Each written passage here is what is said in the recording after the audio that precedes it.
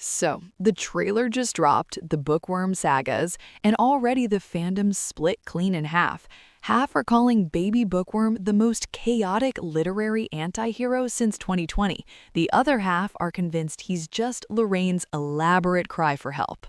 Let's be honest, the kid's first on-screen act is chewing the barcode off a restricted UEE tech manual, then burping Morse that translates to overclock the stroller. That's not chaos, that's curriculum. And the camera lingers on Nurse Debbie's face while he does it, one single tear rolling under her surgical mask like, I was trained for neonatal emergencies, not bibliophilic treason. Debbie's unofficial title is The Disaster of Baby Dreams for a reason. Rumors says every time she rocks Bookworm to sleep, the UEE stock in paper shredders jumps 3 points. Meanwhile, Lorraine's in the background soldering a pacifier into a shockproof tablet dock, engineer mom multitasking, teething, teching, and treason simultaneously. Did you clock the split-second frame where Baby Bookworm flips a pop-up book and a holographic star map projects onto the ceiling? Fans isolated the constellations. Those aren't UEE-charted systems. Either the kid's dreaming in unclaimed space, or he's low-key leaking classified jump routes. Storyboard Leak says episode 3 is titled The Great Library Tantrum. Apparently, Bookworm teething on an encrypted datapad unlocks an ancient Terran database. Debbie walks in, sees floating Celtic runes circling the crib, and just whispers, "Again?" Lorraine's response is peak military parent. She installs a Faraday cage mobile. Turns out, the only way to ground your child's electromagnetic emissions is to spin tiny aluminum fighter jets above his head. Mobile doubles as early IFF training. Genius. And the antagonist is a sentient bedtime story that escapes the tablet, manifests as a paper dragon, and tries to redact Debbie from existence one page at a time. Bookworm counters by drooling on the corner of the page, acidic reflux as narrative device. Metatouch? Every time he destroys a page, the opening credits lose a letter. By season finale, the show's just called Boosag. Marketing is selling it as interactive decay. Disney Plus is sweating bullets. UEE Intel is worse. They thought Lorraine's stroller blueprints were a personal project. Turns out, Bookworm's been folding the blueprints into origami warp cores, kids assembling a micro jump drive between nap time and snack time. Final shot of the trailer, Debbie holding a burnt bedtime story, Lorraine holding a glowing screwdriver, both staring at the crib. Camera tilts down, empty. Just a plush bookmark levitating like, catch me in the next chapter, nerds.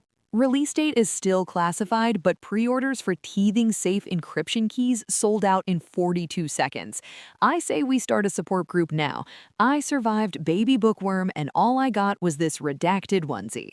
Let's rewind to week 8 of football season. Station morale's riding high, mess halls doing free toppings, and Baby Bookworm is in a front pack snoozing like a grenade with the pin half pulled.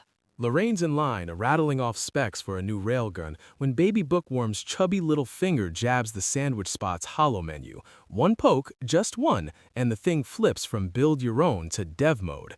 Kids got root access before Debbie even finishes sterilizing a bottle. Next thing you hear is pneumatic tubes winding up like a rail launcher. The sandwich bot screams, "Hoagie away!" and fires a 12-inch Italian straight into the condiment bar. Mayo explosion looks like a nebula. I'm talking aioli and zero-G, spiraling like Saturn's rings. Captain Roberts strides in, all medals and swagger, just in time for a second hoagie, extra peppers, to exit the chute at 90 meters per second, catches him dead in the left retina.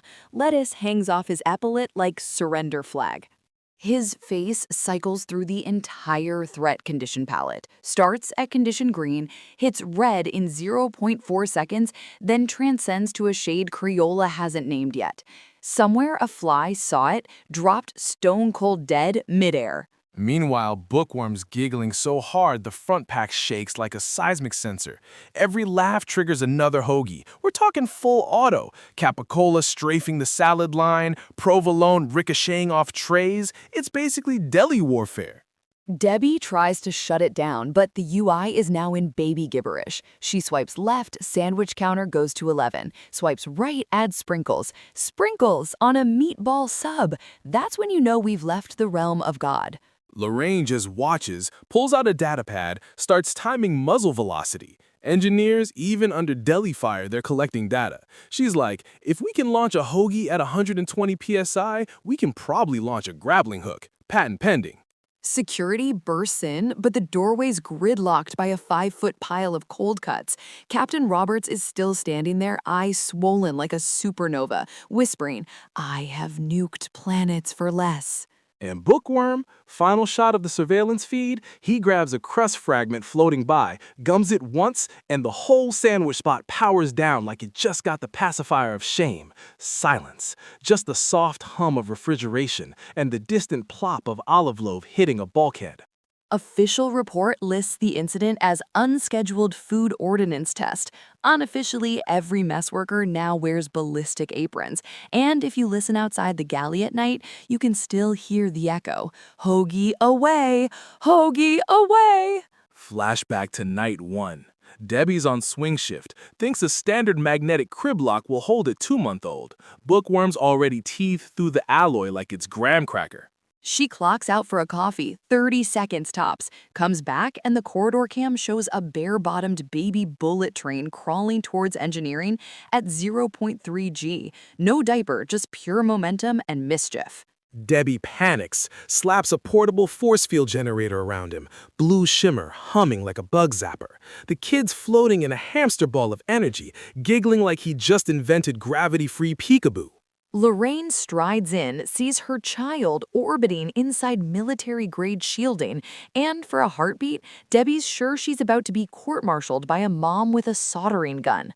But Lorraine just nods, says, field integrity 98%, good call. Then she reaches in, snags the kid by one ankle, and plugs a pacifier-shaped kill switch. Field drops, diaper goes on, crisis averted. Debbie still keeps that force field emitter on her belt, labeled Plan B Worm. Says every time she thumbs it, she remembers when Bookworm was slow enough to catch, back when his greatest escape velocity was a burp. Captain Roberts' universal interview raw feed. He's staring at the tarmac hollow, watching his pride and joy Polaris lift off. Pilot seat empty except for a booster cushion shaped like a book. Voice cracks. I trained 12 years for that cockpit, and a diapered cryptid steals it with a teething ring. Reporters ask how he feels. Roberts' eye still carries the faint outline of that hoagie bruise. He says, imagine Mozart watching a toddler play Symphony No. 40 on your Casio while floating away in your only starship. Then he just walks off, muttering calorie counts like a broken GPS. Cuts a flashback. He strides into the mess, stomach growling loud enough to register on seismic sensors. Plates right there. Meatball math sub, extra sauce, his one joy. Then pop, it's gone. Only a tiny wet footprint on the tabletop, shaped like a baby sock. Same night, home sweet habitat. Mrs. Roberts hands him a replacement masterpiece. Artisan bread, fresh basil. He turns to grab a napkin, turns back. Half the sandwich vaporized. Crumbs lead straight to a vent shaft. Wife says, "You're stress eating in your sleep again." He swears on his rank. The gremlin is real. She laughs, offers him a rice cake. Man went to bed hugging a loaf of bread like it was a life raft. First encounter? Roberts reaches into his morning coffee jug, pulls out Bookworm, eyes wide, caffeine drooling off his chin like spray cheese propellant. Kid burps, actual steam comes out. Roberts, I've been ambushed by a venti infant. But here's the kicker. Every time he tries to nail the kid with disciplinary action, Lorraine patents another upgrade using the incident data. Polaris retrofit, funded by unattended sandwich detection systems. Roberts unwittingly financed his own heartbreak. So yeah, Captain's rage could power a jump gate, but deep down, he knows the saga's bigger than his pride. He just wants one uninterrupted meal, just one, and maybe a Polaris ride that doesn't require a babysitter. Want more Hoagie Velocity drama? Smash that like, slap subscribe, and keep the notification bell glowing. The Bookworm sagas are barely out of the crib. Trust us, this party's just beginning.